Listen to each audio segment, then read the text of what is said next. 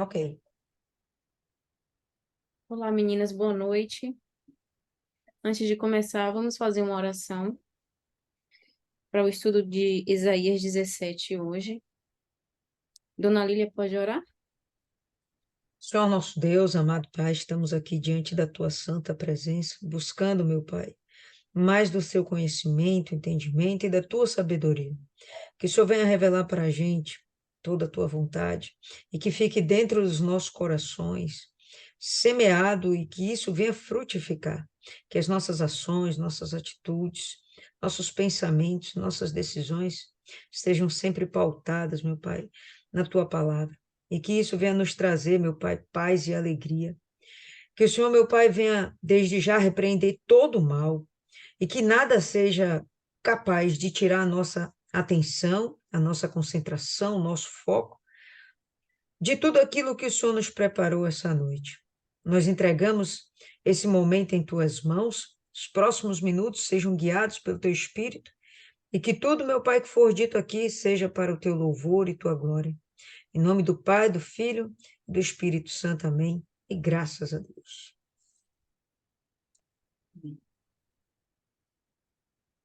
Isaías 17. Peso de Damasco, profecia contra Damasco e Efraim. Peso de Damasco. Eis que Damasco será tirada e já não será cidade, antes será um montão de ruínas. As cidades de Aroer serão abandonadas, hão de ser para os rebanhos que se deitaram sem que alguém os espante. E a fortaleza de Efraim cessará, como também o reino de Damasco e o restante da Síria serão como a glória dos filhos de Israel, diz o Senhor dos Exércitos. E naquele dia será diminuída a glória de Jacó, e a gordura da sua carne ficará emagrecida, porque será como o segador que colhe a cana do trigo e com o seu braço cega as espigas, e será também com o que colhe as espigas no vale de Refaim. Contra Damasco. A profecia agora era contra a capital da Síria, Damasco, uma das cidades mais antigas da história, conhecida por ser uma importante rota comercial, se transformaria em um montão de ruínas pelas mãos do reino assírio. Inútil foi a tentativa de aliança com Efraim, a fim de se proteger. Aí aqui mesmo na Bíblia, essa referência que eu estou lendo embaixo, que faz parte do capítulo, tem assim: esqueceste do Deus da tua salvação. O Deus Todo-Poderoso constituiu Israel como uma nação e deu a ela vários livramentos, como a gente já conhece, como a libertação do Egito e a morte dos inimigos no Mar Vermelho. Além disso, introduziu em uma terra fértil e segura. Contudo, o povo agora reagia com ingratidão e indiferença às obras de Deus. Assim, a repreensão do Altíssimo não era mais dirigida aos incrédulos, mas aos seus filhos, que, embora tivessem recebido apoio, cuidado e respostas por parte dele, insistiam em desprezá-lo. Como consequência disso, eles deixaram de se refugiar na fortaleza do Altíssimo, se tornando vulneráveis ao mal. Da mesma forma, não são poucos aqueles que estavam na presença de Deus e hoje, após o abandonarem, vivem dias de sofrimento. Diante disso, com a vida destruída, passa a ser afligidos pelo diabo. É necessário que observem onde caíram e se arrependam dos seus pecados, para que se firmem novamente na rocha. Aqui a gente pode ver que em Isaías 17, foi tanto tempo que aconteceu depois da libertação do Egito, o povo de Deus viu maravilhas, teve livramentos a rodo, a grosso modo, né, de falar. E os pais foram contando para os filhos todas essas histórias, um passando para o outro de geração em geração. Não satisfeitos com isso, né? Não foram só coisas boas, foram as manifestações de Deus fazendo maravilhas para livrar e abençoar seu povo, engrandecer o nome dele através da mudança de vida, da transformação do povo no geral, como também o juízo, o retorno pela ingratidão, pelos pecados, pela idolatria. Todos dois têm consequências. As pessoas eram conscientes de tudo que tinha acontecido. Então, isso aqui, depois de tanto tempo, as pessoas insistem em recorrer no erro.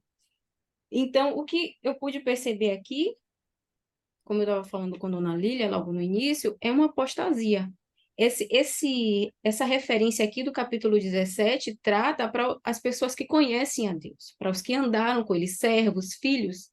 Então, agora tem toda uma condenação em cima dessas pessoas. Não, trazendo para os dias de hoje, na igreja, não são pessoas novas, não são pessoas convertidas há pouco tempo, são pessoas que já tiveram vida com Deus, são pessoas convertidas e que, com o passar do tempo, o tempo, né, é o grande prejudicial disso também, para quem não vigia, traz toda uma situação, como o comodismo, o esfriamento, começa a olhar para, sabe, tirar o foco do Senhor Jesus. E aí vem a apostasia, infelizmente, né? Recorrente a vários deslizes, várias inclinações, falta de cuidado, negligência. E aí eu pude ver aqui, eu coloquei aqui, né, profecia contra Damasco e Efraim. Desolação e dor para todo aquele que se esquece de Deus. Se foi esquecido, é porque um dia estava com ele.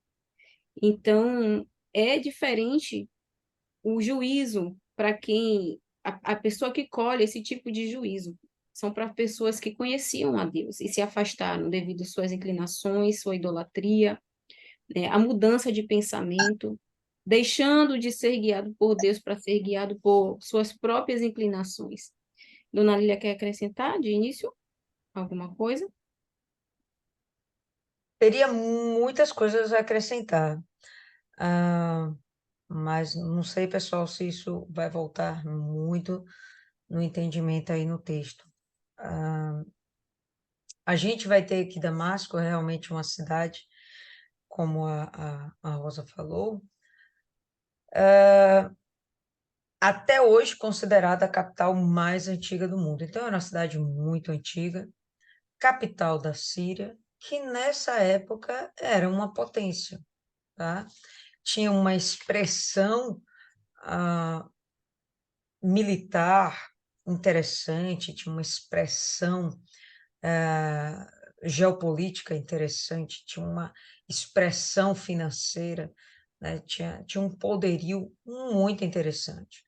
E não é à toa que Israel vai querer fazer uma aliança com a Síria, né? Você não vai fazer uma aliança com alguém que é pior do que você, né? Você não vai fazer aliança com um gato morto. Você vai fazer aliança com alguém que é feroz, que é violento, que tem poder, bala na agulha, num português bem dizido.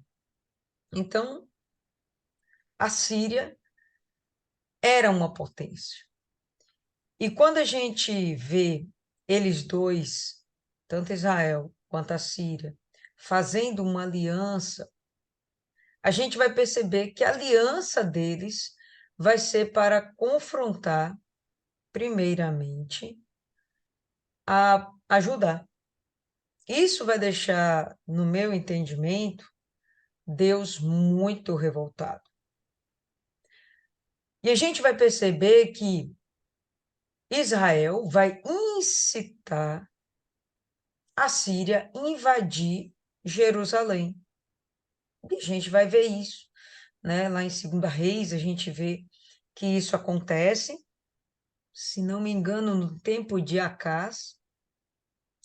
E ainda que Acás tivesse fragilizado, Judá fosse um, um, um um estado pequeno nesse momento, porque a gente está falando de duas potências, né? A gente está falando de Israel, que era uma potência muito maior, no mínimo 10 vezes maior que Judá, né? Eram 10 nações lá dentro, 10 tribos. Dentro de Judá a gente tinha duas. E a Síria, que era uma outra potência, né?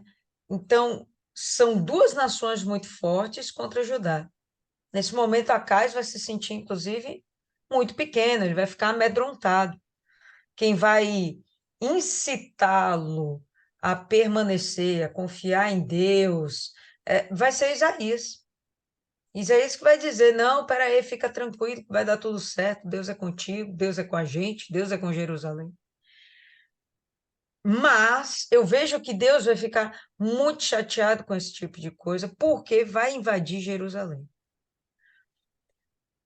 Vamos ter vários pontos negativos a respeito de Israel, a respeito da Síria?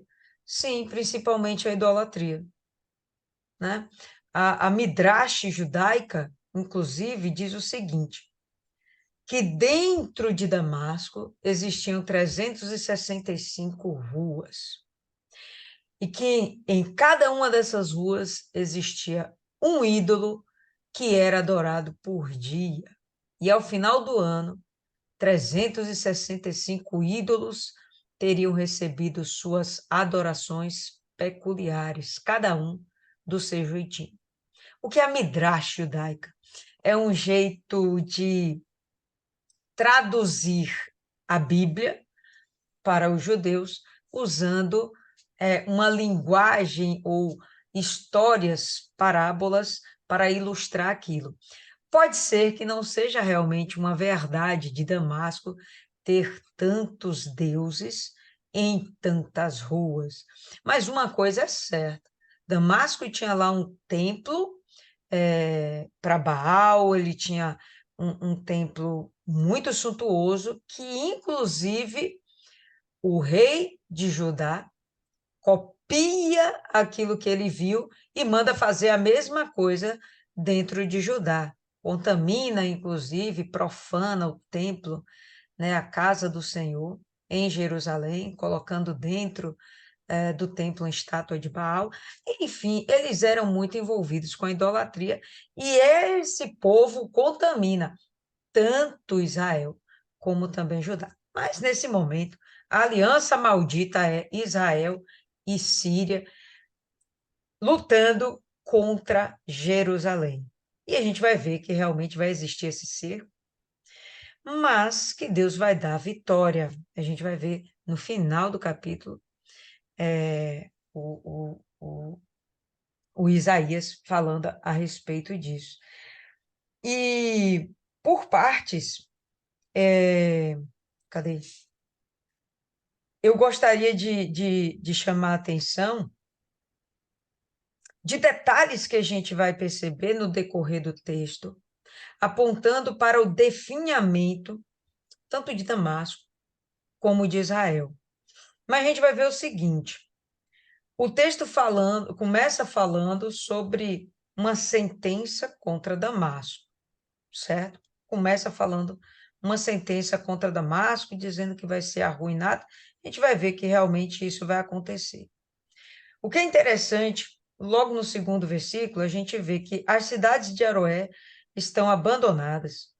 Elas serão para os rebanhos, os quais deitarão, e ninguém os fará ter medo. Pessoal, Aroé eram cidades, ou melhor, era uma cidade que estava em terras moabitas. Literalmente, não fazia parte do território da Síria. Por que então a gente vai ver o texto falando aqui de Aroé nesse momento? Chama atenção isso. E a própria Bíblia, ela vai nos explicar o porquê, apontando inclusive para o poder da Síria. Vale a pena a gente conferir. Isso está lá em 2 Reis, no capítulo 10. Abra aí, por favor. Segunda Reis, no capítulo 10, no verso 32.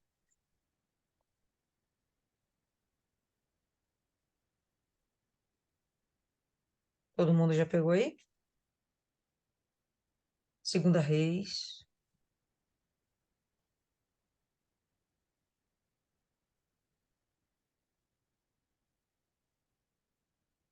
Todo mundo? Vamos lá. Segunda Reis 10, verso 32. Naqueles dias, o Senhor começou a diminuir Israel, e Azael os feriu em todos os limites de Israel. Quem era Azael? Justamente um rei sírio, levantado pelo próprio Deus para afligir juízo a Israel. Vamos para o verso seguinte. Desde o Jordão para o leste, a toda a terra de Gileade, os gaditas, os rubenitas, os Uhum. manassitas, de Jaroé, que está junto ao rio Arnon, Gileade e Bazã. Então a gente vai ver aqui uma mostra do poder da Síria.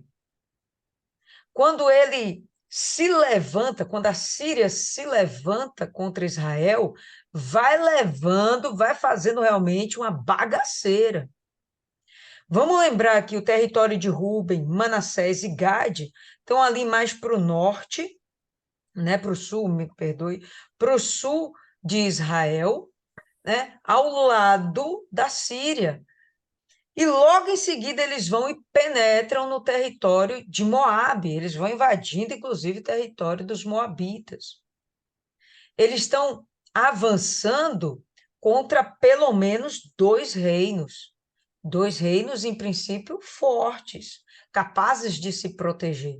E a gente vai ver que a Síria vai chegar realmente com uma capacidade muito grande, de modo que vai dominar aquela região e aqueles povos. Então, por isso que, volta para Isaías, por isso que em Isaías a gente vê aqui falando da cidade de Aroé, como se estivesse falando da Síria, ainda que esteja em território moabita. Por quê? Porque aqui nesse momento a virulência deles é tão grande que eles já tinham invadido também a Síria, ou melhor, Moabe, tá certo?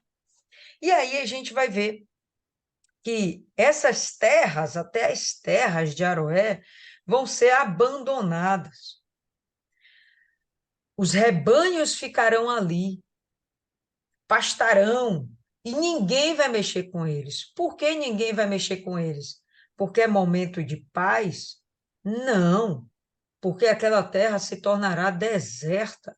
Então ninguém vai mexer com os bichinhos, os animais vão continuar para cima e para baixo, pastando livremente, porque o povo daquele local foi morto, ok? Então, percebe-se eu vou repetir, vai ficar repetitivo, mas enfim, é isso aí mesmo, percebe-se o poderio da Síria. Quero que vocês tenham esse entendimento. Quão grande a Síria nesse momento era. Quão violenta a Síria se tornou.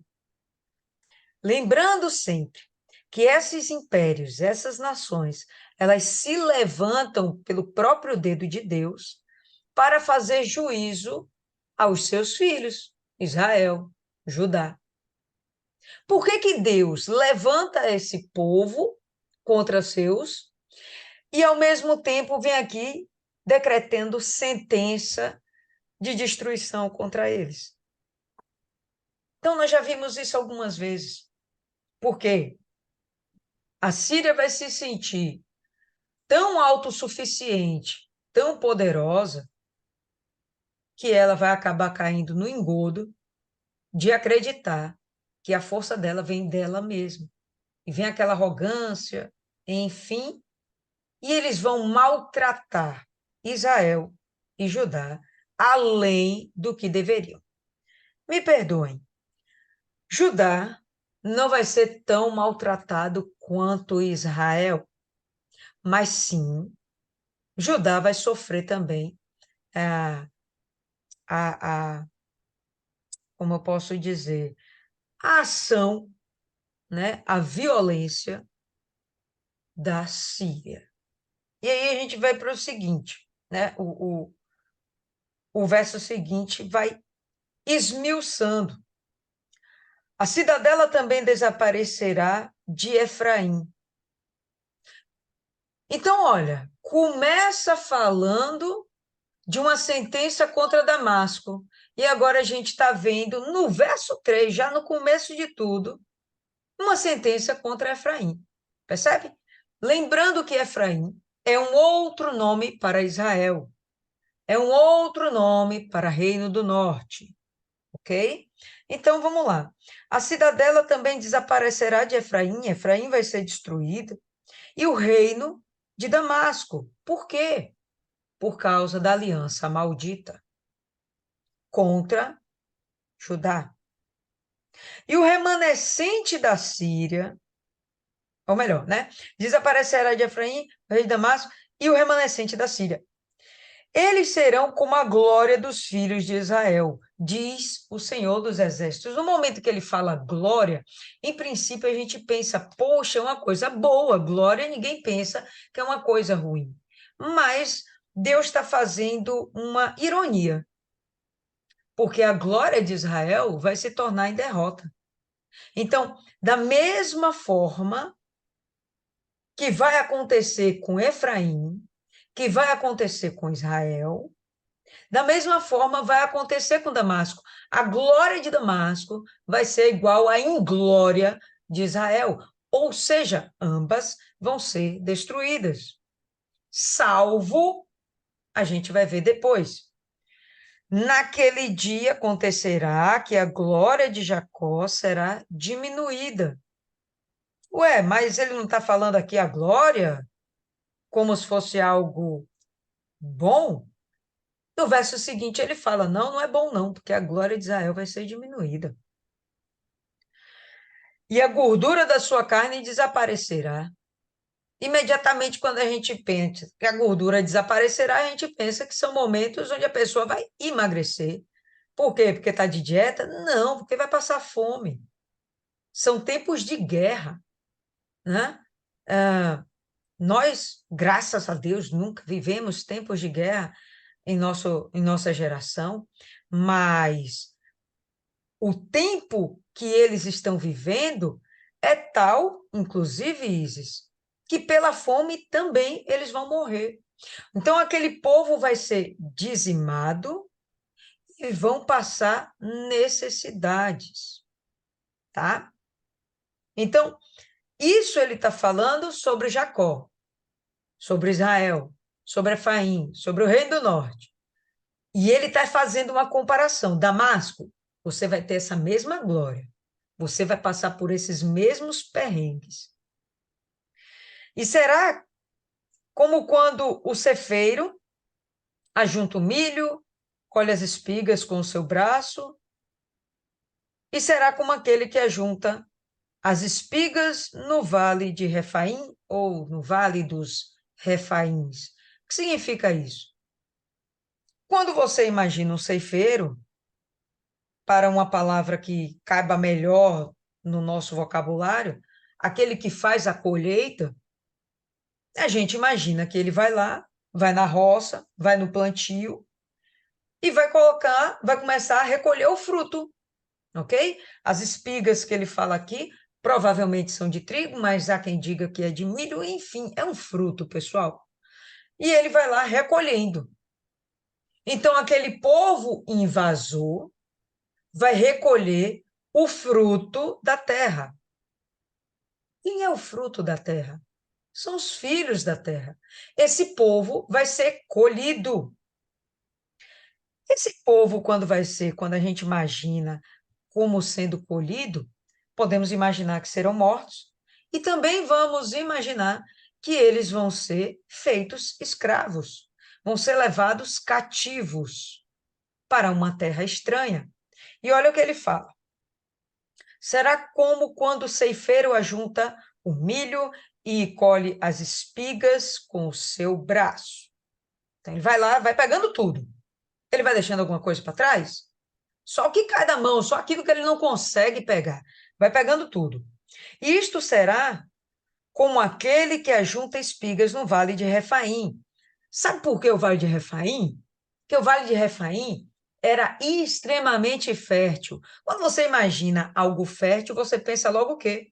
A produção é muito grande. A colheita, então, vai ser abundante. Estamos falando aqui de muitas vidas. A ideia do fruto da terra é para comparar com o povo da terra, ok? Então, é muita gente que vai ser arrancada da sua terra. Continuando. Contudo, uvas a serem respigadas serão deixadas nele. Alguma coisa vai ficar para trás? Vai. Dentro de Israel existe a cultura da colheita e da respigagem, né? Que seria colher aquilo que caiu pelo chão e colher o fruto que amadureceu depois. Então, contudo, as uvas a serem respigadas serão deixadas nele, como o sacudir de uma oliveira, uma ou duas ou três azeitonas na parte mais alta do galho, mais elevado, quatro ou cinco nos ramos frutíferos mais distantes dali, diz o Senhor, Deus de Israel. O que significa isso? Significa que ainda sobrará um remanescente. Deus vai guardar para si um povo seleto, escolhido. Estamos vendo isso aqui sobre Damasco, pessoal? Não. Essa sentença aqui está sendo sobre Israel. Ah, vai sobrar alguém de Damasco? Vai sobrar. Mas o que Deus está apontando aqui é um cuidado particular com Israel. Lembra que quando vem a Assíria e faz o cativeiro de Israel, fica uma galerinha para trás, inclusive essa galerinha que fica se volta para Judá, se volta para Jerusalém e vai buscar a Deus em Jerusalém, é o remanescente de Israel. É um povo que foi separado pelo próprio Deus. Deus não destrói Israel por inteiro. E Deus não deixa todo Israel ir em cativeiro. Ele vai guardar algumas dessas pessoas com um propósito particular que a gente vai ver agora, né, com Rosa aí dando continuidade. Pode seguir aí. Alguém tem algo mais a acrescentar, pessoal? Segue, Rosa. Então, como Dona Lília falou, as profecias nesse capítulo são sobre duas nações do norte de Judá, Damasco e Efraim, o reino das 10 tribos, e são descritos ao mesmo tempo, pois fizeram aliança, como Dona Lília falou, aliança maldita. Então, a cidade é retratada como arrogante e orgulhosa.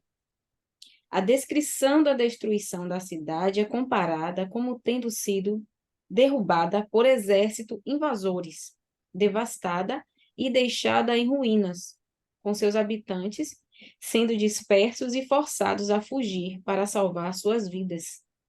E total esterilidade e total esterilidade ficará em condições a habitação do lugar. Em resumo, a tudo que Dona Lília falou aí. E foi justamente o que eu já tinha feito a anotação. Em um princípio bíblico, que aquele que tem comunhão com os pecados de alguém também participa do julgamento desses pecados. Como eles tinham aliança, então o que caiu para um pesou para o outro da mesma forma. Aí a gente pode aqui abrir em Apocalipse 18, versículo 4. Apocalipse 18, 4, para ver uma referência sobre essa participação, essa aliança, quando se é conivente.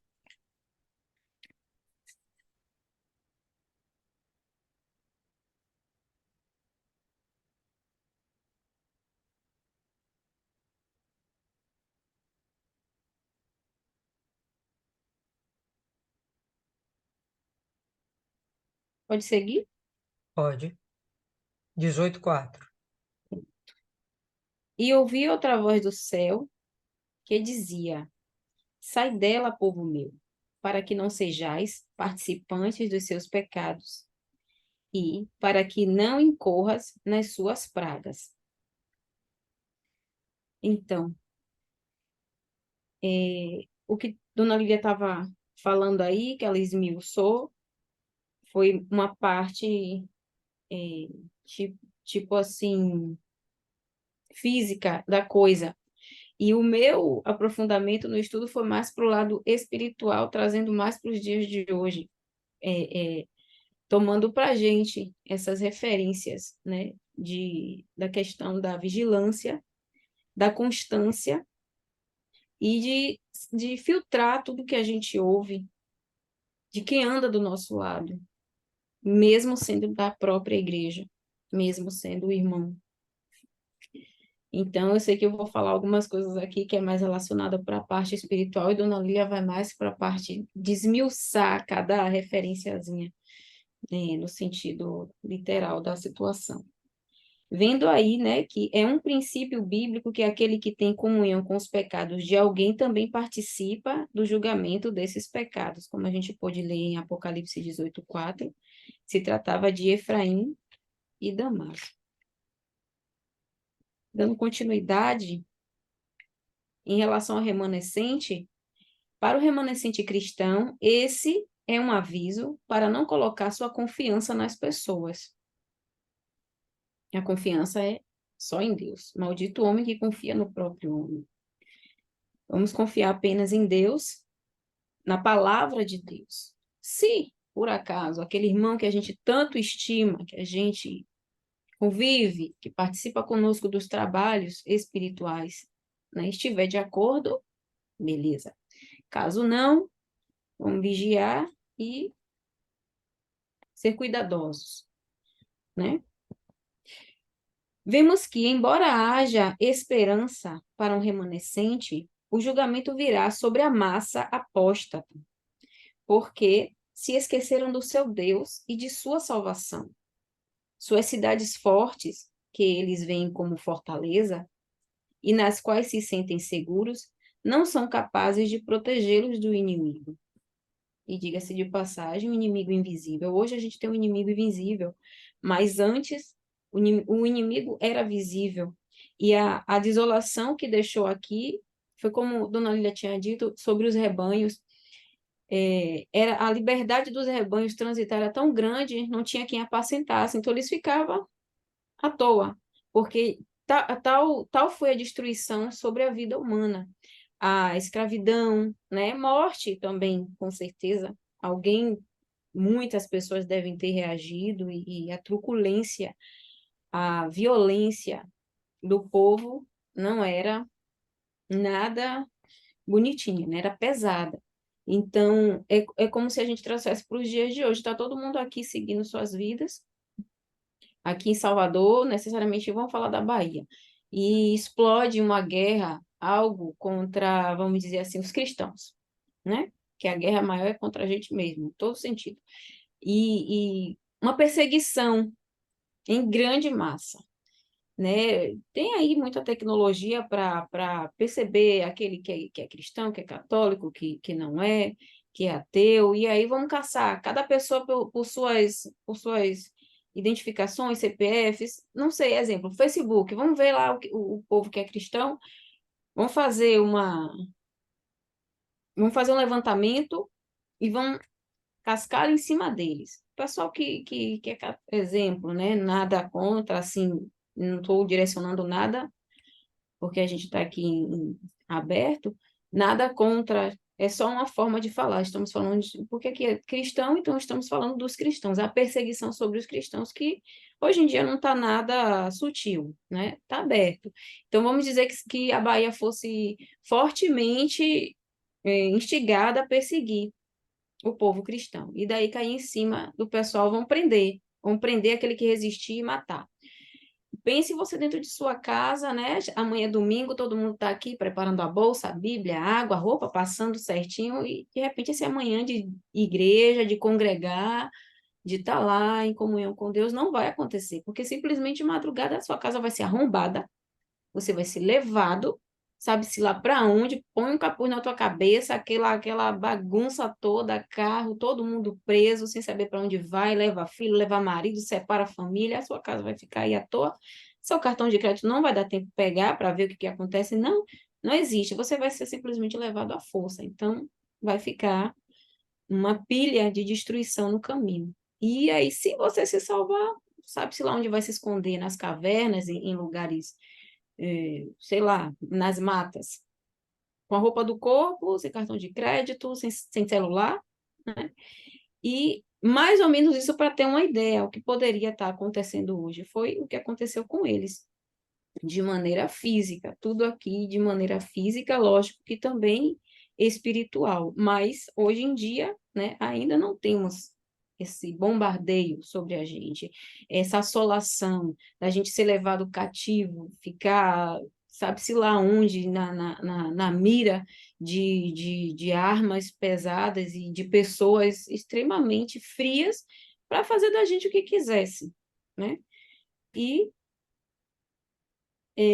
como eu falei, o meu modo de ver o 17 foi todo para um lado espiritual. Eu sei que tem toda uma situação aqui de guerras, de invasões, de desolação, eles ficaram de uma maneira que a terra ficou, além de estéril, ficou desolada. Não tinha nem como plantar alguma coisa para comer, né? Total destruição. E hoje em dia, trazendo para a nossa vida espiritual, como é que fica realmente? Depois, como é difícil para um apóstata voltar. A desolação que fica a alma, a mente, né? A fé dessa pessoa que é perdida. A comparação está equiparada. Tal foi a destruição de Israel por meio de uma guerra, tal também a destruição da maneira espiritual, a desolação espiritual. Fica tudo equilibrado, né? Uma coisa dá para outra. Então, seguindo aqui no 6, porém, ainda ficaram nele algum rabisco, com sacudir da oliveira, duas ou três azeitonas na mais alta ponta dos ramos, 4 ou 5 nos seus ramos, mais frutíferos, diz o Senhor Deus de Israel. Naquele dia tentará o homem para o seu Criador, e os seus olhos olharão para o Santo de Israel. Vimos que, embora haja esperança para um remanescente, o julgamento virá sobre a massa apóstata, porque se esqueceram do seu Deus e de sua salvação.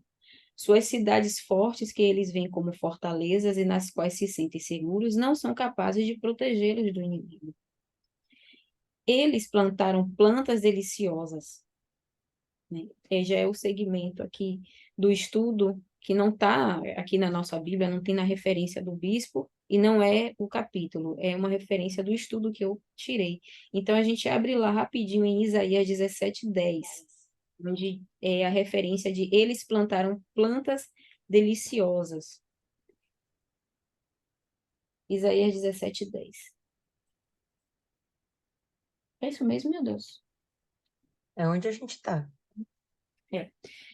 É por causa da referência, às vezes fica um pouquinho atrapalhada aqui a anotação é junto com a palavra.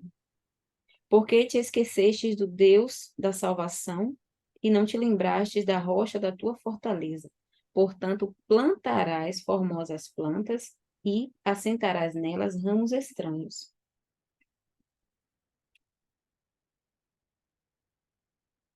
No sentido espiritual, significa que eles adotaram as normas, conceitos, valores dos povos pagãos e neles depositaram sua confiança.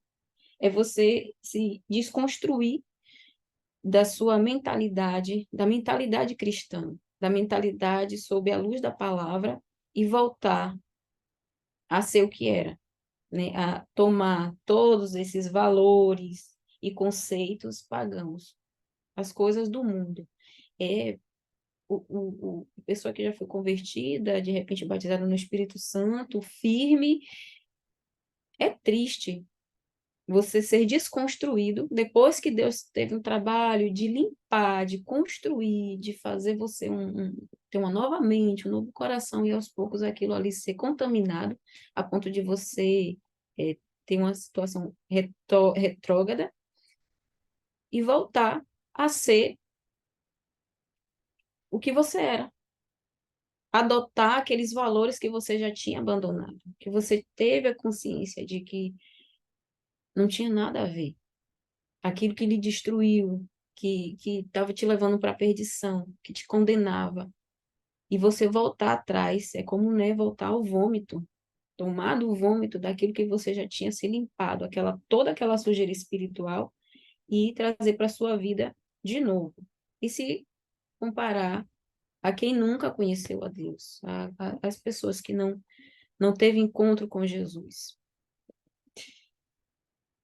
Se Deus é esquecido, o resultado é esterilidade e infertilidade, o contrário dos que confiam em outros deuses ou coisas. Se Deus é esquecido, o resultado é esterilidade e infertilidade. Então, essa esterilidade e infertilidade, a gente vai ver a referência, porque tudo na Bíblia está ligado, tudo na Bíblia está totalmente ligado, em Salmos 125, 1.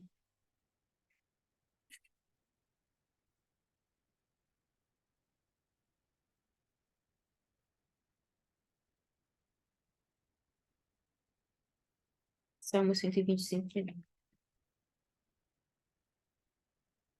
Podemos seguir?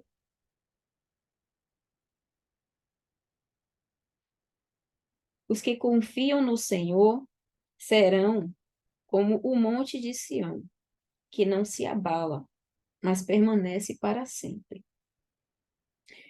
Quem pode permanecer para sempre? Quem vai ficar inabalável? O que confia. Se você começa a estar abalado, quem não permanece é porque deixou de confiar. Foi o que aconteceu com eles, né? Devido às sua fraqueza espiritual e suas idolatrias, todas as outras coisas, né, que desagrada a Deus, trouxe essa falta de confiança, o enfraquecimento, portanto, foram tornados pessoas abaladas, desoladas, desassistidas. Eles mesmos se colocaram na rota de colisão com o próprio mal, devido a uma aliança totalmente errada. Dando seguimento, não em Isaías, na anotação, tá? O mesmo vale para nossos resultados decorrente ao trabalho. Mesmo havendo tanta atividade, não haverá frutos duradouros se esquecemos de que dependemos dele para todo o bem. É o caso de pessoas que se confiam em si mesmas, que deixam de depender do Senhor e passam a depender de opiniões, né, das novas tendências, das coisas do mundo, começa a chamar atenção. As pessoas esquecem que é tudo dele, para ele, por meio dele, todas as coisas. Aí já começa a mudar a mentalidade, né? Mesmo havendo tanta atividade, não haverá frutos duradouros se esquecemos que dependemos dele para todo o bem. É a pessoa passar a confiar em si mesma, passar a confiar no próprio dinheiro, né? Há tanta gente que chega na igreja com a mão na frente e outra atrás, totalmente desassistida e começa a conquistar, e começa a crescer, a vida muda, né? Como da água para o vinho, literalmente, tudo por obra e graça da própria fé da pessoa em Deus, tanto que conquistou. E aí, o que acontece?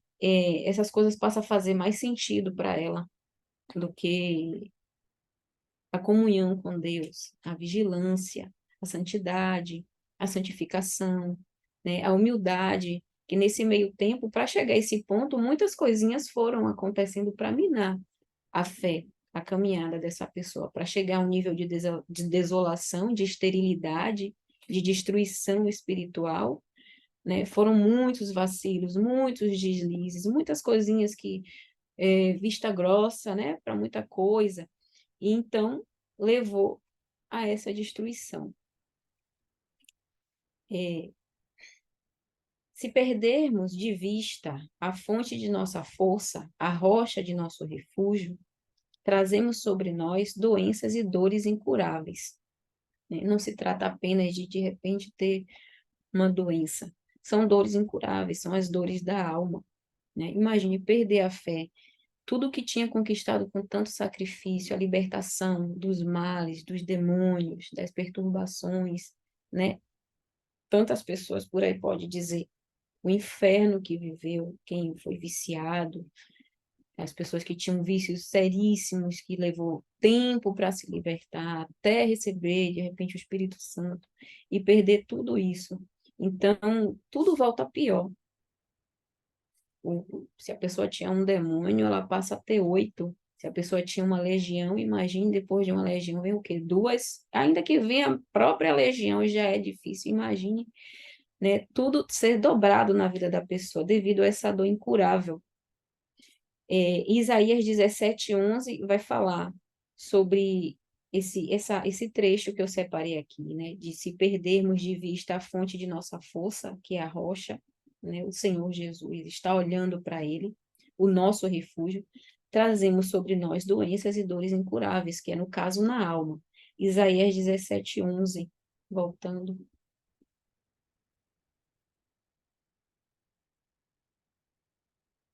E no dia em que plantardes, as farás crescer, e pela manhã farás que a tua semente brote, mas a colheita voará no dia da angústia e das dores insofríveis. Aqui, no que eu pude anotar, a gente deu uma pulada para o 11, mas a gente segue aqui no 7, né, para poder não sair do curso do capítulo. Naquele dia tentará o homem para o seu Criador, e os seus olhos olharão para o Santo de Israel. E não atentará para os altares, obra das suas mãos, nem olhará para os que fizeram para o que fizeram seus dedos, nem para os bosques, nem para as imagens.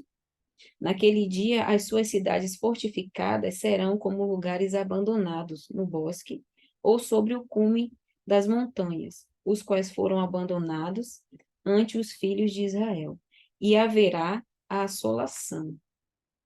Alguém quer acrescentar alguma coisa? Tem alguma coisa a dizer a respeito?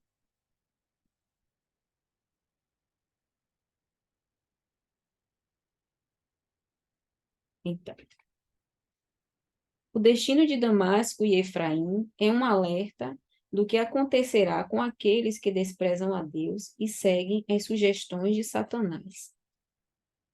Ou seja, a falta de constância e de comunhão, né? Porque as coisas de Deus é simples, basta obedecer, mas as pessoas insistem em complicar. Começa o auto-engano, o engodo, olhar demais para os lados e opiniões que não tem nada a ver com as coisas do espírito, e daí começa aos poucos essa queda. Aí vem aqui uma pergunta: em que situação é possível que as pessoas se fiem na própria força ao invés de confiar em Deus? Muitas pessoas podem ter várias respostas. Alguém tem alguma resposta que queira falar? Em que situação é possível que as pessoas se fiem na própria força ao invés de confiar em Deus? Alguém tem algo a dizer? Não? Ninguém? Tenho certeza que todo mundo, mas o pessoal fica aí com medo de falar. Gente, o estudo é curto, não é tão grande. Dá tempo, né? É, eu separei uma resposta aqui. Isso acontece quando as pessoas se colocam em situações nas quais serão tentadas, achando que são fortes e que não vão cair, ou quando acha que determinado conselho para o vigor da juventude não se aplica para elas. Exemplo, quando é, tem gente que vai na igreja e no início também, né, da nossa conversão, a gente tem, às vezes a gente, é assim, De modo geral, eu vejo assim, se você foi na igreja naquele dia, Deus vai abrir a boca para falar. É uma palavra, é um versículo, mas cada um vai pegar a sua parte. Vai se encaixar em sua vida de alguma maneira. Ah, mas eu tô bem, isso não é para mim. Cuide para que não caia. Cuide para que não caia. Então, o pastor de repente falou alguma coisa a respeito das pessoas que não jejuam, das pessoas que oram pouco, ou de repente eu oro 3 vezes ao dia, eu sou aquela pessoa de oração e jejum. Sim, mas até quanto tempo? É, eu estou fazendo isso hoje, mas eu não vou me confiar. A gente não pode confiar em nós mesmos. A gente tem que estar sempre ali, se derramando diante de Deus, porque um dia a gente está forte e outro dia a gente pode não estar tão forte assim. Então, tudo que é dito na palavra, tudo que é pregado lá, é para a gente. De repente, é uma coisa para você já vigiar para o futuro, né? Então, de repente, eu estou bem hoje espiritualmente, eu sou uma pessoa que estou fervorosa, mas eu posso cair, posso. Eu não quero, não quero, mas como que eu posso me livrar disso? Me inclinando, vigiando, estar sempre atento às coisas de Deus. As coisas de Deus têm que confirmar dentro de mim. A palavra de Deus tem que estar confirmada, eu tenho que estar ali ligada. A minha cabeça, a minha mente, o meu coração, de todo o coração, de todo o entendimento, com toda a nossa força nas coisas de Deus. Se a gente vai perdendo aos poucos essas forças, porque tem gente que vai se acomodando, e aí acontece, né? Eles queriam, eu não acredito que essas pessoas que passaram por essa desolação queriam, mas vacilou. Um dia estiveram bem. Deus agiu, ajudou, transformou, libertou, deu livramento e de repente veio a desolação. Como? Como que aconteceu isso? Por que que aconteceu? Foi Deus? Não. Ele já deixou lá no futuro, olha, vocês vão ter que passar por isso, não. Deus não quer nada disso. É a gente mesmo que procura, né? Eu aprendi, depois de muito quebrar cabeça, que a gente complica demais. A gente complica muito. Gente, as coisas de Deus é simples. Eu pedi a Deus tanto para amadurecer, eu sei que eu não cheguei lá, naquele nível Blast Master Plus de amadurecimento, mas as coisas de Deus é simples, simples, simples e assim. O pastor já pregou para mim, e já tem muito tempo, e falou assim: você quer manter o primeiro amor? Você quer estar sempre ali em comunhão com Deus? Você não quer cair? Você não pode achar que está tudo certo. Você sempre tem que achar que você sempre tem que estar sempre em alerta, tem que estar sempre cuidadoso. É simples. O que é que ele pede para fazer? Vigiar, orar, jejue também. Aí tem um dia que a pessoa não ora, tem um dia que a pessoa tem aquela vez na semana que a pessoa pode jejuar, não jejua. Tem aquele momento que a pessoa pode acordar de madrugada, não acorda. É o feijão com arroz. Se eu não me engano, foi o pastor Jefferson, quando estava lá em Salvador. Pastor Jefferson da evangelização. Ele falou, gente, a vida com Deus é feijão com arroz. Não tem nada de... Não. Que ele era muito engraçado. Mas era uma forma muito simples e prática da gente entender. E eu, naquele tempo, eu cresci muito, porque ele falou, irmã, é toda a força. A força da força. A gente dava risada, porque o pastor, força, toda a força já é força. Não, toda a força não, irmã, é a força da força, é a constância. É simples, é a leitura da Bíblia, né? Ah, eu não estou com vontade, mas vai sem vontade. É a madrugada, é a vigília, e aí o tempo vai passando, porque a gente vê que chega uma estabilidade, uma certa estabilidade espiritual, as lutas que a gente já vencia, a gente já se sente meio que porreta, né? Poxa, ai, mas eu já passei por tanta coisa, e fica ali, né, arrotando o tempo todo, que eu fiz vitória nisso, vitória naquilo, mas a gente não sabe quanto tempo vai durar, e aí tem muita coisa ainda. Um dia para o cristão, meu Deus. Só um dia para o cristão. É muita coisa. É muita tentação, é muita perturbação. É você ter que ficar vigilante o tempo todo. Você não precisa nem sair de casa. Em casa mesmo a gente já acha as coisinhas. A gente já acha tudo. As coisas que a gente passa aqui mesmo. na nossa casa, se não vigiar, a família, os amiguinhos, né? Às vezes a gente vai na evangelização, vigiar os ouvidos, os olhinhos, e assim, é de maneira sutil, porque o diabo não pega a gente na coisa grande, não. A coisa grande a gente já está tirando de letra, é na coisica de nada, é no soprinho, na sutileza. Então, a constância não pode parar. Feijão com arroz, a força da força, como dizia o pastor Jefferson, né? É a oração, ser mais de oração, vigiar a palavra que o pastor falou, é para mim, é para mim. Ah, o pastor falou sobre prostituição, não me prostituo, mas tem a prostituição espiritual, né? De repente a gente foi liberta de uma coisa, mas tem outra, de outra maneira. Então, assim, a vida com Deus é simples. Graças a Deus eu pude entender que a vida é simples. E a gente complica. E parar de complicar vai ser bom para todo mundo. E seguindo feijão com arroz e a força da força. Alguém quer falar alguma coisa? Martiane. Eu quero, eu quero falar.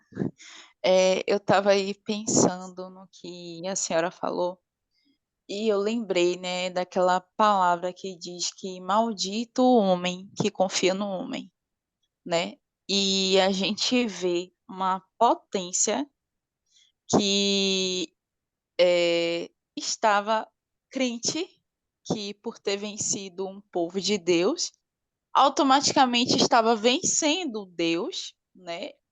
Aparentemente, suas divindades eram mais fortes, eram mais poderosas, e numa rasteira acabaram dando com os burros na água, né? Assim que falam.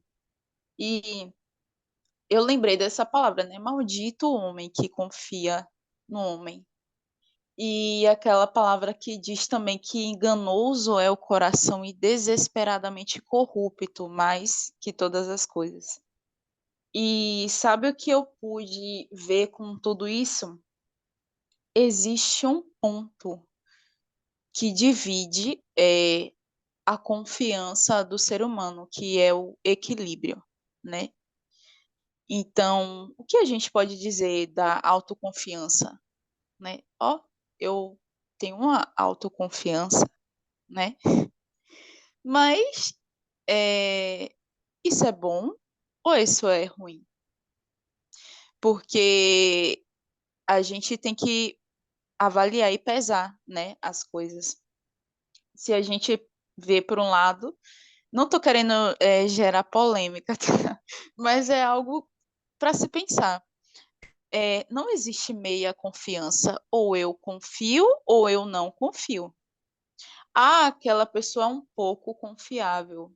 Ah, aquela pessoa é muito confiável. Eu acho que isso não existe. Ou aquela pessoa é totalmente confiável ou ela não é confiável.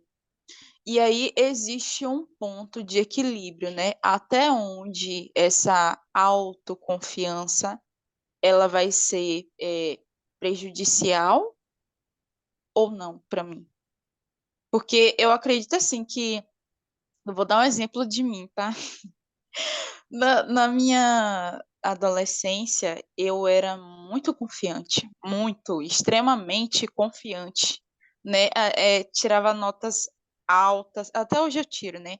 Mas antes tinha aquela coisa, né? Aquele orgulho, nossa, eu posso, né? Aquela coisa assim, destaque da sala, enfim, né? O orgulho morava dentro de mim. Só que o que é que acontece? É, o tempo foi passando, né? Eu estava frequentando a igreja e de repente começou a me bater o vazio e eu dentro da igreja.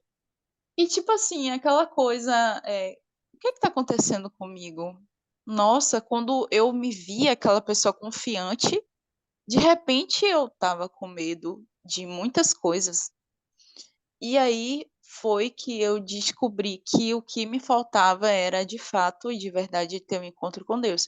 E o que eu estou querendo dizer com isso? É que todo ser humano chega. Desculpa, gente, que eu tô com sono. Todo ser humano chega nesse ponto de que tem que tem como eu posso dizer assim, o Senhor Jesus, ele permite que isso aconteça, que exista esse confronto interno da pessoa. Para quê? Para que ela, de fato, de verdade, possa ter um encontro com ele, né? E eu acredito muito, gente, que não é o prazer de Deus que uma pessoa morra sem conhecer a ele. Deus, ele é justiça, mas eu acredito muito que Deus, ele não tem prazer, porque está escrito na morte do perverso. Ele não tem prazer nisso, por mais que ele envie uma sentença ali, não tem mais jeito, acabou, vai ser isso, isso e isso. Ainda assim, eu acredito que Deus, ele não tem prazer na morte do perverso. Mas a gente aqui, resumidamente, a gente tem visto, né, essa cidade potência sofrendo esse confronto, né? A gente pode ver isso. E foi isso que me chamou a atenção, né, com respeito à autoconfiança, né? Que ela pode ser muito perigosa. E a gente tem que ter o discernimento de como fazer o uso dela, né, nas nossas vidas. E é isso que eu queria dividir.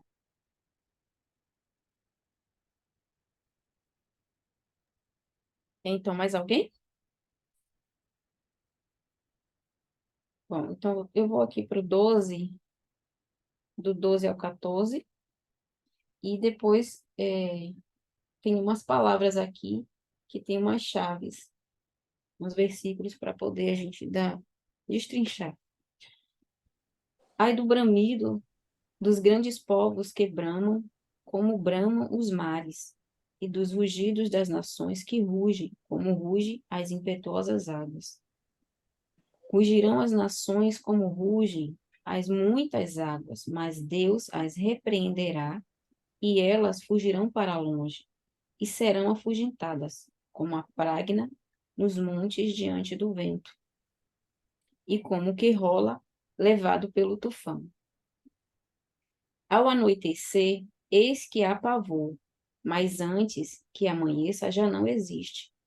Esta é a parte daqueles que nos despojam, e a sorte daqueles que nos saqueiam.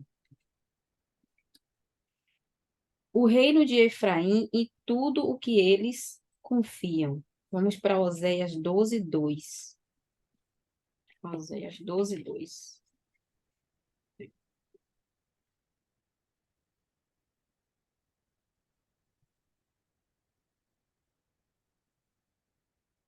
Ai, gente, Oséias é uma coisa, viu, para mim, porque me perco para Oséias.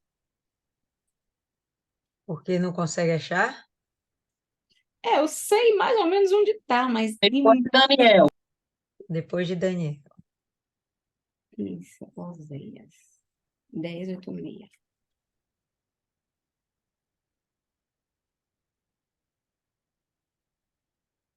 10, 8, 6.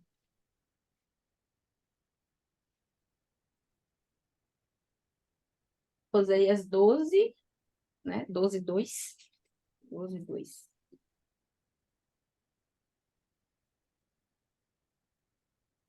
O Senhor também, né, o reino de Efraim e tudo que eles confiam. O Senhor também com Judá tem contenda e castigará Jacó, segundo os seus caminhos, segundo as suas obras, os recompensará. Né? É aquela coisa do plantio. É simples também, tudo simples. Plantou, colheu. Vamos agora para Miqueias 10, 16.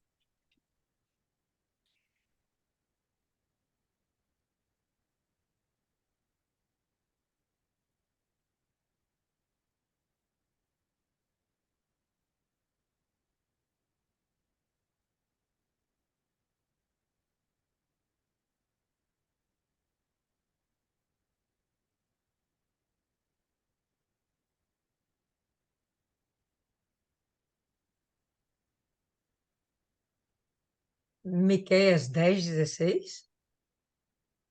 É isso mesmo, gente? Peraí. A Bíblia está faltando aqui. Oxê. Só foi até o 7. Ai, gente, o que foi que eu fiz aqui? Será que eu troquei? Eu acho que eu troquei o versículo. Desculpe. Que isso? Tá repreendido.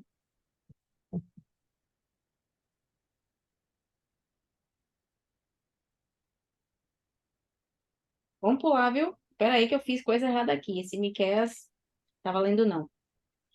Vamos lá para sobre a palavra ceifeiro. 2 Reis 18, 9, 11 até o 12. 2 Reis 18,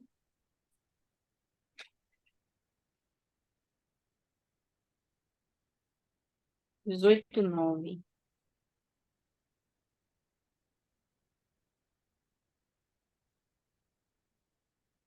Já abriram? Uhum.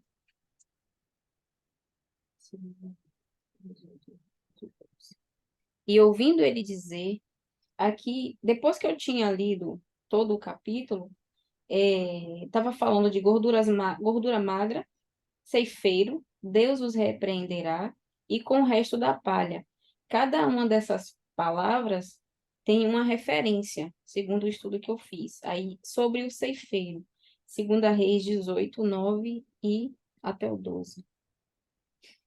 E ouvindo ele dizer de Tiraca, rei da Etiópia, eis que saiu para te fazer guerra. Tornou a enviar mensageiros a Ezequias, dizendo...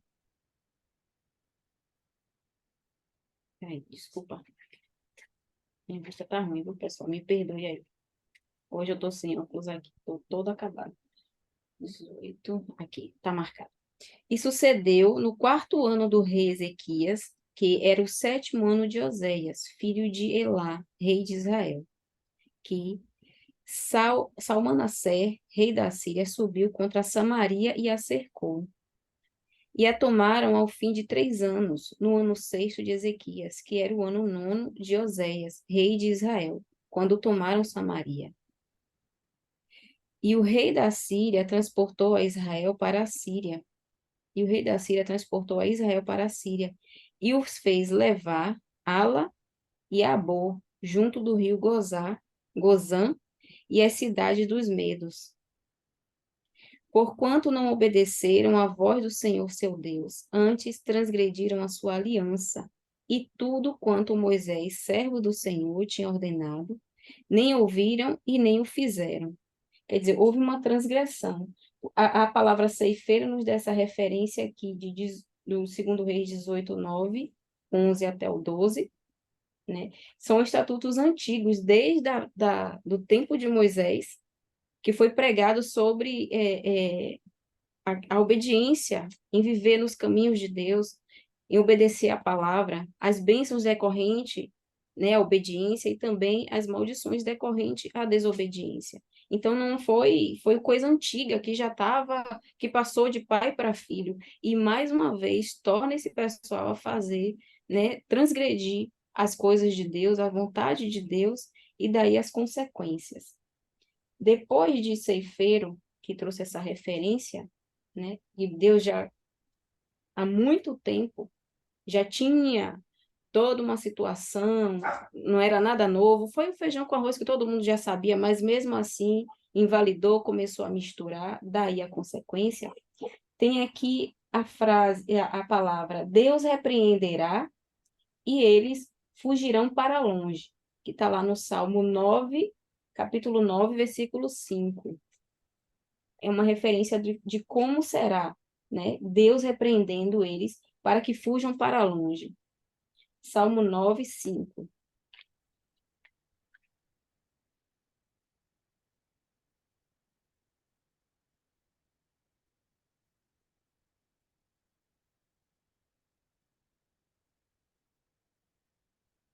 Repreendestes as nações, destruístes os ímpios, apagastes o seu nome para sempre e eternamente. Aqui já fala de juízo. Repreendestes as nações, destruíste os ímpios e apagaste o seu nome para sempre e eternamente. Já fala de um juízo, trazendo, como eu falei, que para mim essa passagem do 17 foi trazendo para a vida espiritual, para a apostasia, para o fim dos tempos, né? Imagina você ser apagado para sempre, uma pessoa que já esteve com o nome no livro da vida e ser apagado, não mais está ali, né? Deve ser terrível passar por uma situação assim. Ter o nome apagado do livro da vida, não se apresentar, não ter mais a oportunidade. Outra referência também é como resto de palha nos montes, que a gente tinha acabado de ler nos últimos versículos. Salmos 83, 13. Vamos lá para 83, 13.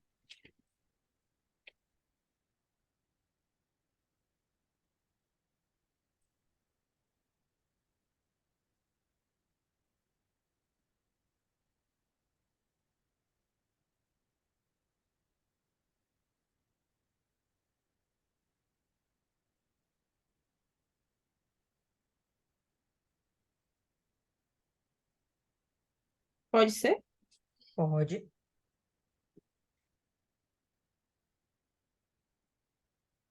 Como resto de palha nos montes. Deus, Deus meu, faze-os como um tufão, como como a aresta diante do vento, como o fogo que queima um bosque e como a chama que incendeia as montanhas, né? Coisa boa não é. Total destruição. Aqui não se trata de um castigo apenas, né? O fim, o desfecho dessa história. Não se trata de um castigo, de, você vai passar o seu aperto porque você desobedeceu, mas se você se arrepender, não. Aqui já não é mais um arrependimento, não é questão de arrependimento, já é uma questão de juízo. E a outra referência é Oséias 13, 3. Não, Oséias 13, 3, não. Esta é a parte daqueles que nos desprezam. É outra referência do Isaías 17. A gente vai para Isaías 54, versículo 17. Esta é a parte daqueles que nos desprezam. Abra em Isaías 54, 17.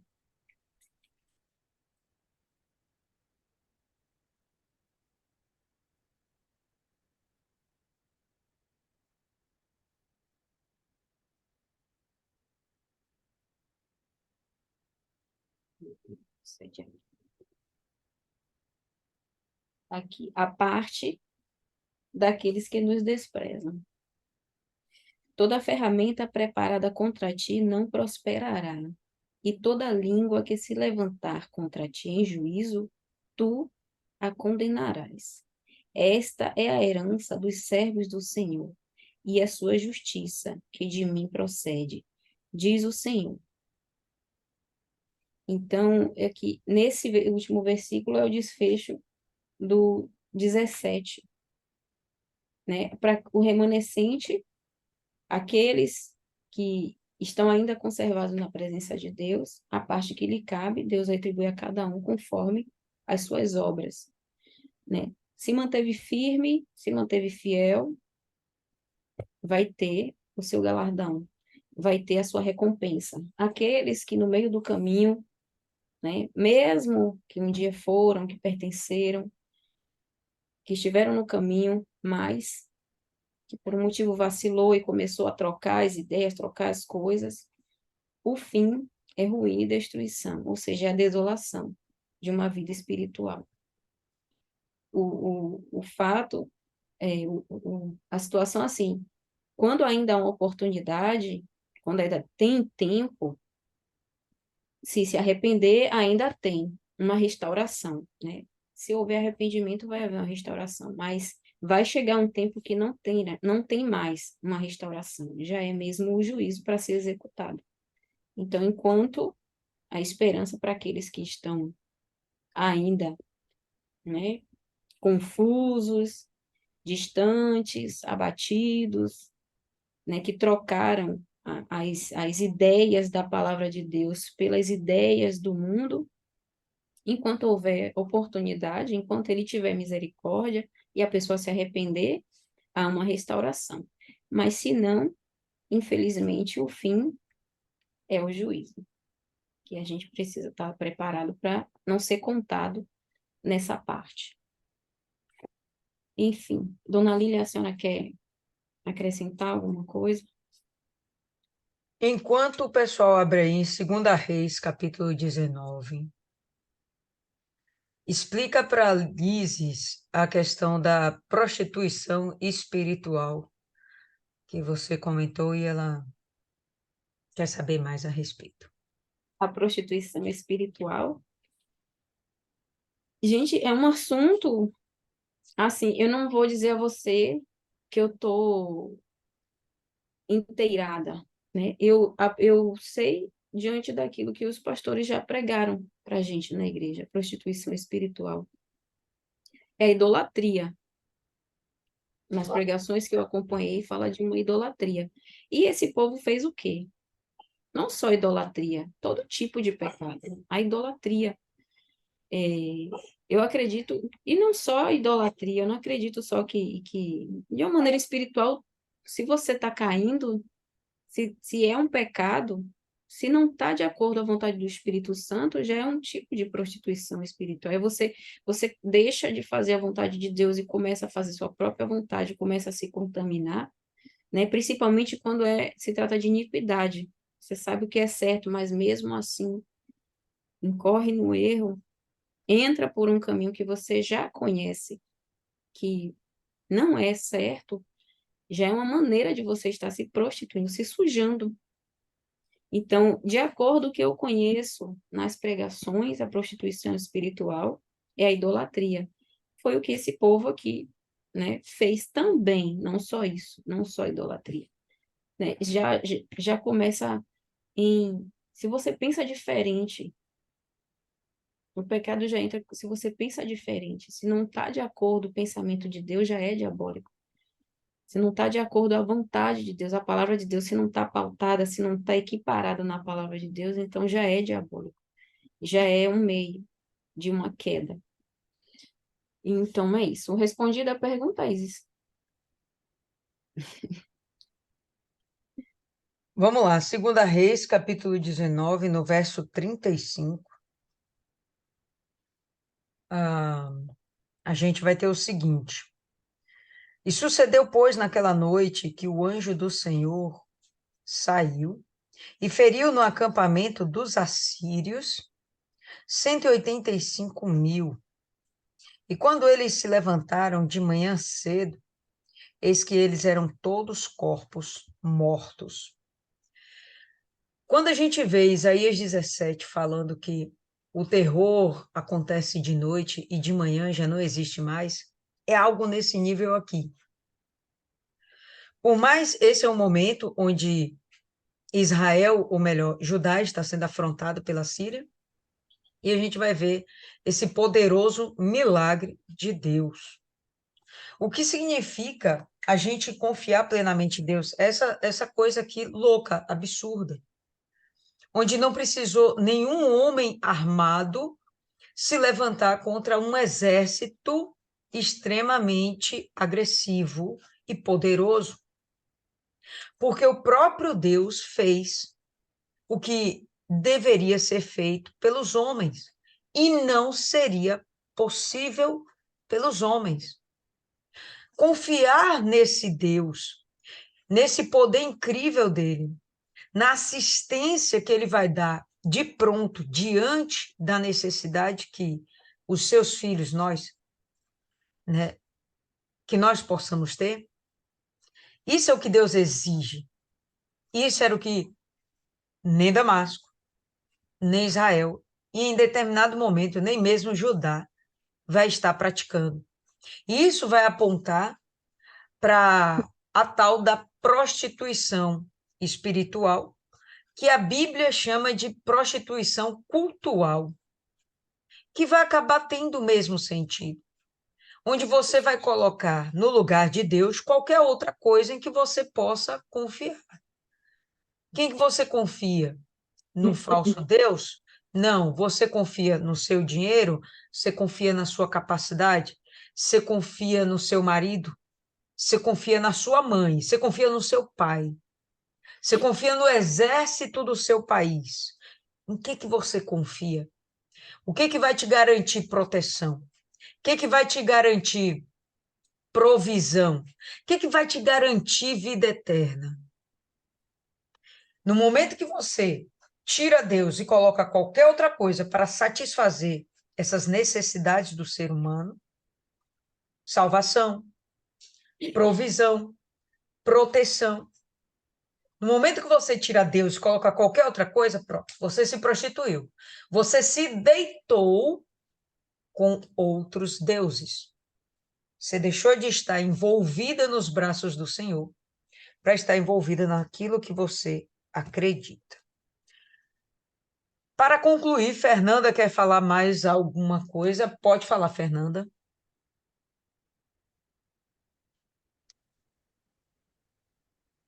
Não, eu ia falar sobre isso mesmo, mas a senhora já falou, a questão da prostituição espiritual, mas já foi dito, era só. Ok. Alguém tem algo mais a acrescentar, pessoal? Não, ninguém. Isis? Manda ver, Isis. Eu estava procurando a mão para levantar, eu levantei a minha, que era mais rápido. Eu acredito que até o medo seja uma falta de fé. Eu conheço gente que anda meio assustada, assim, sabe? Medo de assalto, medo de tudo. E eu digo, que você não tem fé em Deus, não, criatura. E até pessoas que confessam a fé com esse medo. Eu acredito também que o medo seja. Mas esse capítulo, chegamos ao consenso de que fala justamente dessa prostituição espiritual. E eu me coloco no lugar de Deus, ainda aqui por um breve segundo, no sentido de que pensar no sentimento de Deus em relação ao ser humano. Poxa, um Deus que, ele fala aqui no 10, o povo de Israel, vocês esqueceram o seu Deus, que os salvou e não lembram mais do seu forte protetor.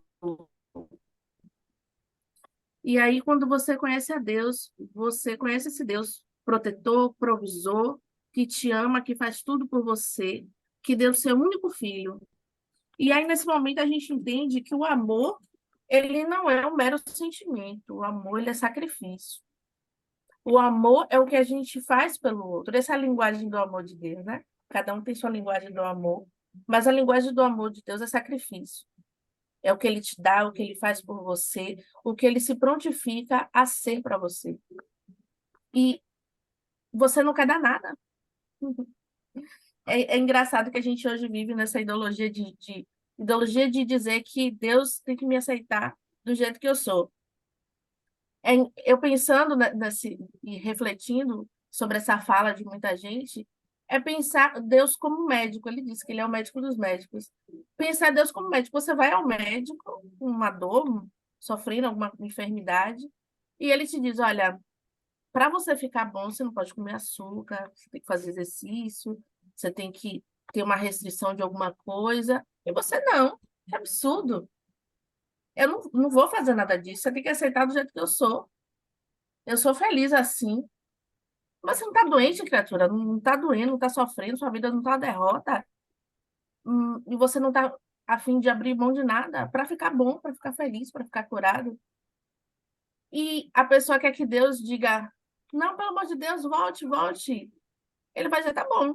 Você não quer se curar, você não quer ficar bem, você não quer abrir mão de tudo que te faz mal, beleza. Vai ser feliz do jeito que você é. Então, Deus quer te dar vida, e vida com abundância, vida com plenitude, e você só segue caminhos de morte. E como um pai poderoso que pode fazer tudo por você, mas você não quer. E se você não quer, o que ele pode fazer? Ele vai ficar lhe adulando, correndo atrás de você, vai deixar você quebrar a sua cara. E Eu trago essa analogia para a vida do homem. Quando Deus diz na Bíblia, não aceita certas práticas, não é porque ele não te quer do jeito que você é porque ele sabe que se você não fizer, não for para esses caminhos de morte, você vai ter vida. E vida com abundância, você vai ser feliz. A Bíblia, eu acredito que nada mais é do que um manual de como o homem ser feliz. E esse Deus que morre na cruz pela gente, que mostra o seu amor através do seu sacrifício, e vê o homem tomando chumbinho, porque a mulher não quer mais, porque o namorado largou. Aí você vê, me coloca no lugar de Deus, que maluquice, cara. Mas quando, ao mesmo tempo que eu acho isso maluquice, eu me coloco no lugar dessas pessoas. Eu já estive nesse lugar de irracionalidade, de não conhecer a Deus, de desconhecimento mesmo. E então, quando eu vejo essas coisas, vejo essas falas, dá vontade de virar hater e descarregar ali nos comentários, mas eu digo, eu tenho que entender que ainda está nesse momento aí da ignorância ou da imaturidade na fé. Mas todo momento que eu chego a ficar espantada, absurdada, indignada, o Espírito Santo me lembra quem eu era, da onde ele me tirou, e que eu era uma dessas pessoas que falava mal da igreja, que falava mal, que achava o bispo Voldemort. Aí eu me digno a minha humildade, ao meu eu, olho para eles de trás e percebo que eu não posso julgar essas pessoas. Mas é interessante perceber que as pessoas estão enganadas quando acham que Deus tem que aceitá-las. Quem é a pessoa? Gente, a gente é menos que um grão de areia em relação ao universo para querer que, para querer que Deus nos aceite.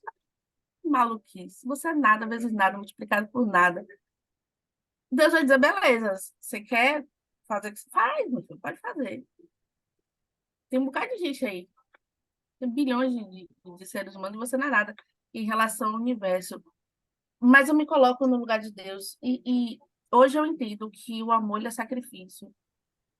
E todas as vezes que o diabo tenta me ludibriar com o sentimento, eu lembro que o amor é sacrifício. Diante das pessoas que dizem que te ama, mas isso daí não é meu, é da pastora, não lembro. Mas isso é uma referência que não é minha. Mas a pessoa diz que te ama, mas nunca pode, nunca tem, é, nunca dá. E você diz que ama a Deus e você não faz nada por ele.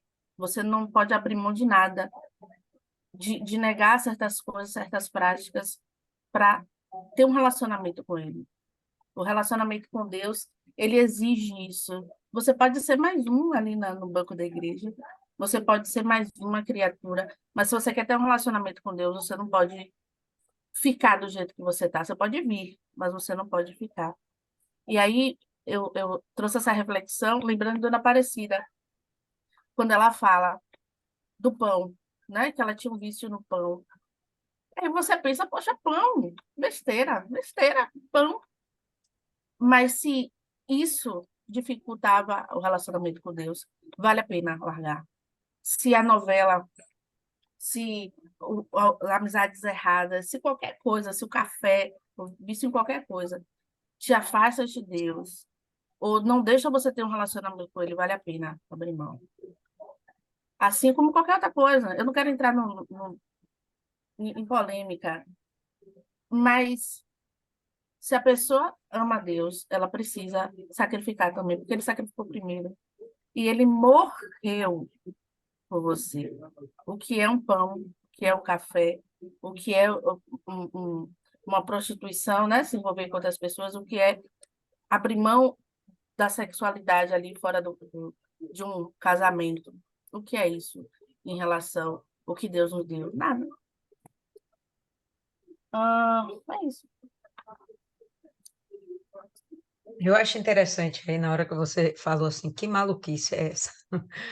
De a gente achar que Deus tem que aceitar a gente do jeito que a gente é. Não existe nada na Bíblia falando isso. Existe, sim, você pode vir do jeito que você está, mas você vai ter que ser transformado. E eu vou te ajudar nessa transformação, vou te dar do meu espírito, vou te dar a palavra, vou te dar a direção. Vai ficar fácil para você. Você só tem que renunciar à sua vontade e me obedecer. Então, isso é muito claro. Não sei em que momento realmente a gente acaba se perdendo. A gente, eu falo, a nossa sociedade atual, em que momento se perde da Bíblia e você quer Deus, mas você não quer ser submetido a Deus. Isso aí não existe. Hoje eu vi duas coisas assim meio loucas.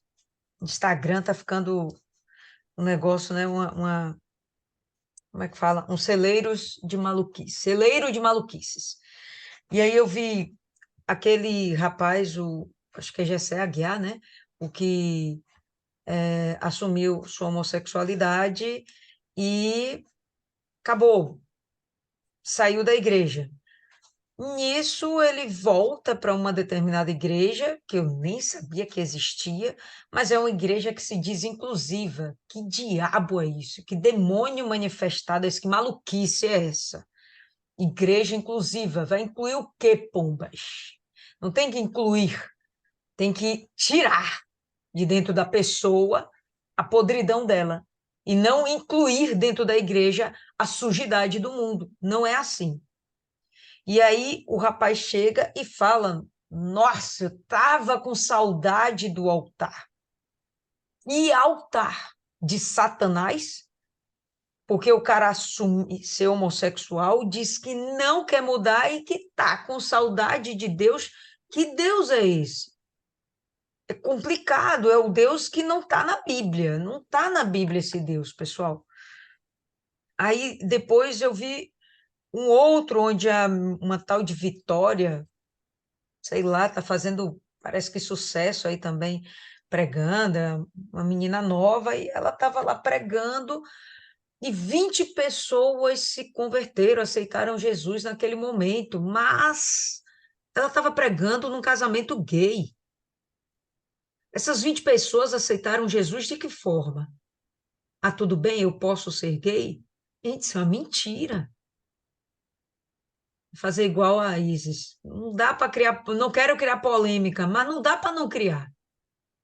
Não dá para a gente não criar polêmica, né? Cada vez mais a gente vai ser confrontado com essas coisas. Está dentro da nossa casa esse tipo de proceder, né? Estou falando de homossexualismo porque, apesar deles serem minoria, eles não representam nem 10% da população mundial, mas eles conseguem fazer muito barulho e querer que o restante do mundo, inclusive Deus, engula a perversidade deles, a perversão deles. E perversidade no sentido de eles estarem sendo perversos com Deus, que lhes deu a vida, deu oportunidades, ainda dá a eles oxigênio para sobreviver nessa terra. E eles não se arrependem de todo o mal que eles praticam. Isso é terrível. Então, se cobrir é circo, se cercar é hospício. É isso aí mesmo, entendeu? Martiane, pode falar aí para concluir que a gente já extrapolou o tempo. Pronto, eu vou ser rápida e objetiva. Eu fui para a reunião dos obreiros, né? Do trabalho, eu fui direto. E lá o bispo, ele meditou em uma palavra que eu tinha meditado há cerca de 1 ou 2 meses atrás, mais ou menos. E eu queria que vocês abrissem, que fala exatamente sobre isso que todas nós estamos falando, né?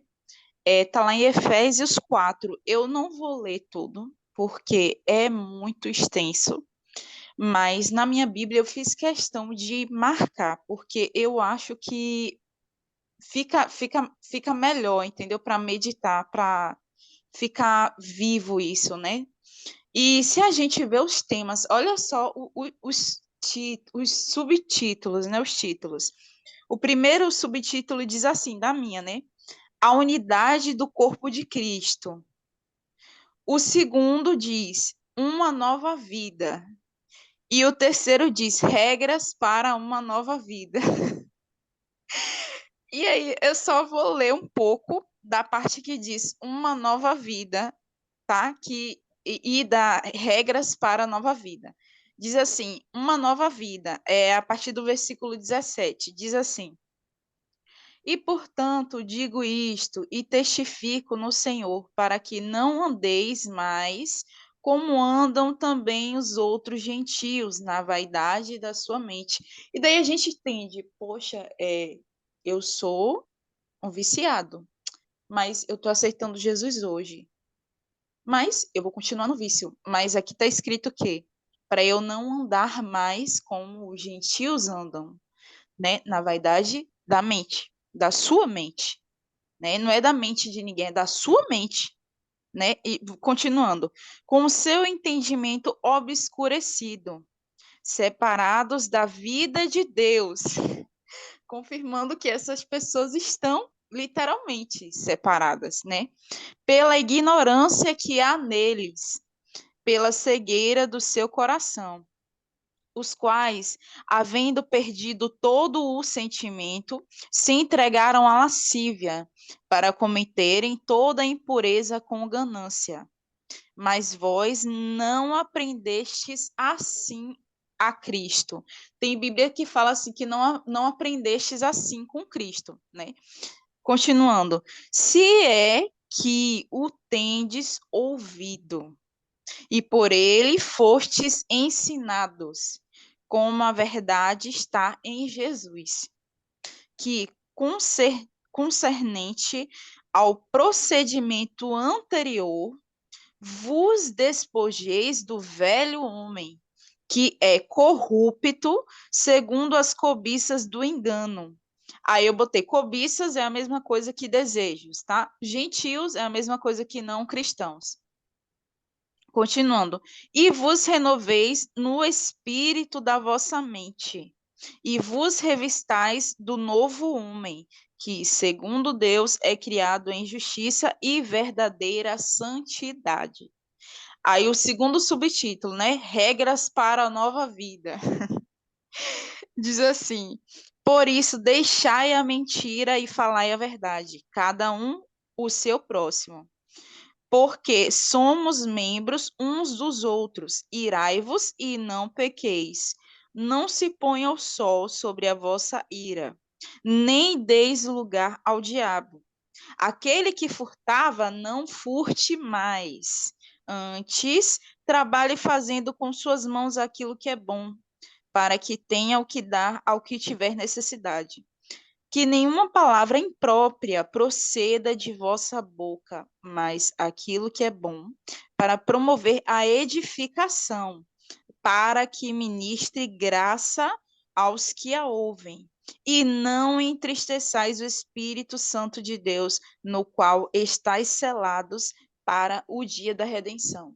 Não vou continuar porque é muito extenso, mas resumidamente fala do que é, de fato, uma nova vida, de como um novo cristão deve proceder. Então, ninguém pode dizer, eu não sabia, não achava que era assim. Não, está escrito na Bíblia, né? Tem muitas pessoas que dizem que se converte, né? Ah, hoje eu me converti, né? Então, a partir de hoje, eu estou seguindo o pastor fulano de tal. Eu sou ovelha da igreja do fulano de tal, né? Igual, eu sou da Assembleia de Deus do Pastor Raposo. Quem viu esse vídeo sabe do que eu tô falando, né? Mas, enfim, né? Tipo assim, tá, mas e a Bíblia? Tá, e a palavra? Tá, e Cristo? Né? E onde entra essa nova vida? Porque que sentido faz eu dizer que eu vivo, né, uma nova vida cristã, mas eu como soldado eu entro em batalhas das coisas desse mundo, né? Como Paulo disse, tá mais ou menos assim, não está exatamente assim. Mas como que eu sou um soldado de Cristo e eu me envolvo com as batalhas daqui? Isso não existe, né? E é para a gente pensar. E é só isso. Dona Cida, para encerrar.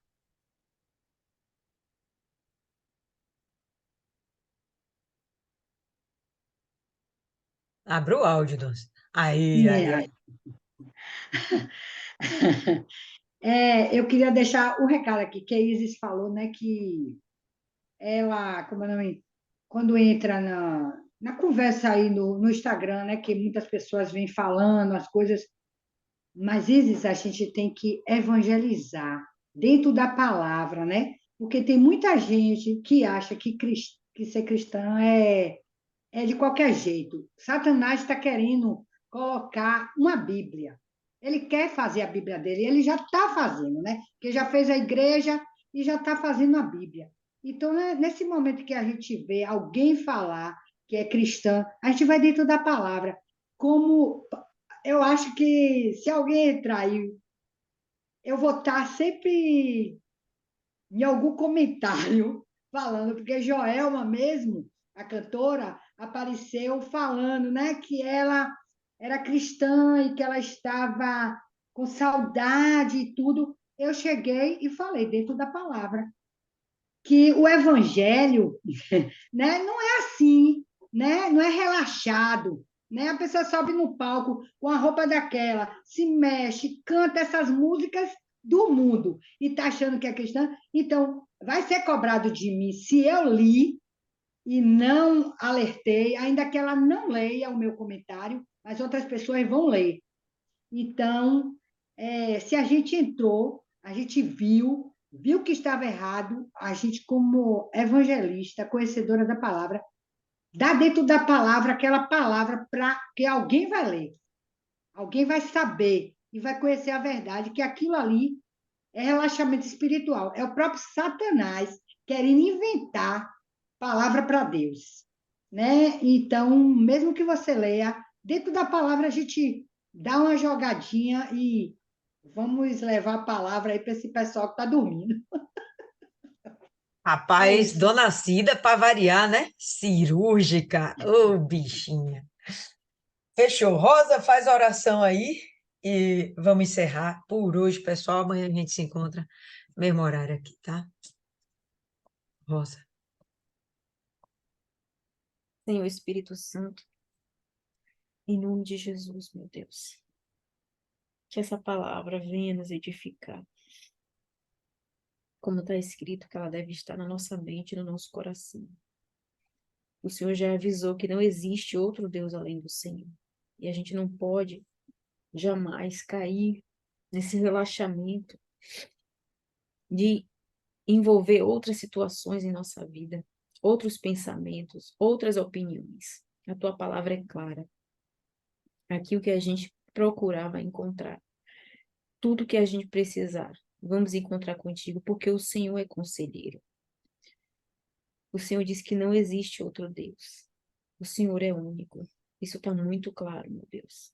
Então, toma nossas vidas nas tuas mãos, que todas as nossas inclinações sejam para o Senhor, toda a nossa dependência esteja no Senhor, que a nossa mente venha ser cativa da tua palavra, do seu sim, da direção do Senhor, daquilo que o Senhor falar, a gente venha estar em total acordo, meu Deus. Tira tudo aquilo que não te agrada de nós. Abençoa cada uma das tuas servas e suas respectivas famílias, porque o Senhor é o nosso ajudador.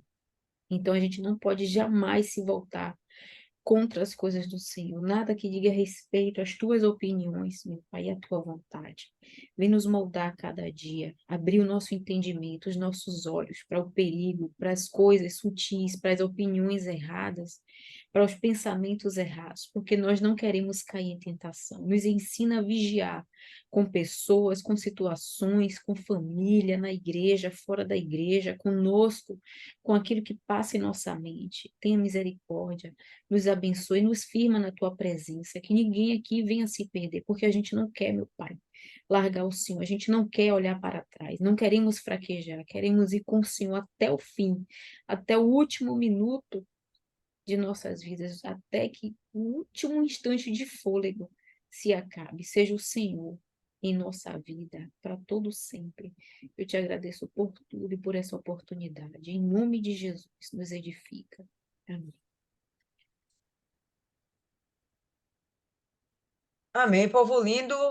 Por hoje é só, estendemos um pouquinho, mas valeu a pena. Até a próxima.